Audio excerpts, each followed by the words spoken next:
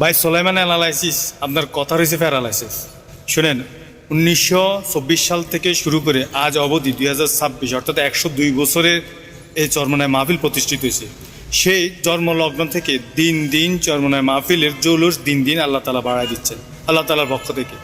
মাহফিল হওয়ার কথা ছিল ফাল্গুন মাসে, কিন্তু চৈত্র মাসে করতে হয়েছে। এর কারণ হলো আমাদের একটা নির্বাচন গেল, রোজা গেল, এরপরে এখন চলতেছে ভর্তির সিজন। মাদ্রাসা রিলেটেড যত উস্তাদ, শিক্ষক এবং গার্জিয়ান আছে সবাই ভর্তি নিয়ে ব্যস্ত আছে। 3 নম্বর হলো যায় আমাদের দেশের তেলের এখন সংকট, বিশাল সংকট। এমন এমন জেলা আছে যেখান থেকে 150-200 বাস আসার কথা ছিল, সেখান থেকে বাস আসছে মাত্র 40টা।